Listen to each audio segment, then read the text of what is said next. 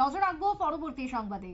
রাজ্যে বর্তমানে ফুটবলের মৌসুম শুরু হয়ে গেছে, তবে আগামীকালকের দিকে তাকিয়ে রয়েছেন সকলেই, কারণ ইতিমধ্যে 5 ফেব্রুয়ারি অর্থাৎ আগামীকালকে inter level ST hostel football আসরের উদ্বোধন হতে চলেছে। আগামীকাল উমাকান্ত ফুটবল ময়দানে state level inter ST hostel football আসর, যার উদ্বোধন এবার রাজ্যের বুকে প্রথমবার এবং যার উদ্বোধন করবেন মন্ত্রী বিকাশ দেববর্মা। আজকে আয়োজনে বা আজকে আলোচনাতে এমনটাই তিনি জানালেন। আগরতলায় সাংবাদিক সম্মেলনে তিনি কি কি তুলে ধরেছেন মূলত শুনুন।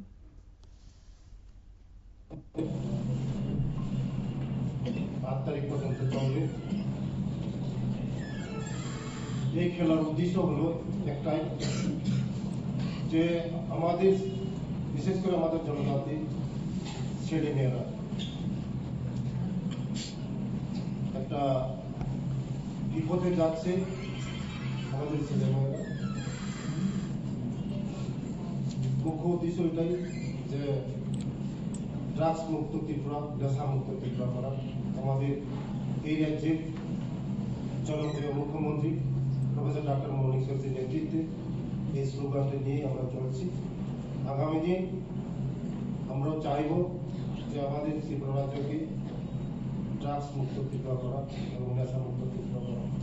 এর মধ্যে বেশিরভাগ দেখা যাচ্ছে যে আমাদের জনজাতি ট্রাইবেলরা, বিশেষ করে আমাদের প্রত্যেক যুবক যুবতী, তারা বিভিন্ন নেশা সেবন করছে, ড্রাগস সেবন করছে।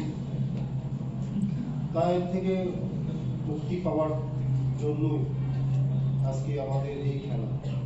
কারণ মন্ত্রী বিকাশ দেববর্মার বক্তব্য আপনারা শুনলেন। আজকে জার্সি বিতরণ করা হলো খেলোয়াড়দের মধ্যে। আগামী 8 ফেব্রুয়ারি রাত 8টায় পুরস্কার বিতরণ হবে এই ফুটবলের। তবে আয়োজকদের পক্ষ থেকে সকলেই ব্যাপক উৎসাহিত। ভগৎ সিং যুব আবাসে সাংবাদিক সম্মেলনে আজকে এমনটাই তুলে ধরলেন প্রত্যেকেই। ছোট্ট একটা বিরতির পর ফিরছি, সঙ্গে থাকুন।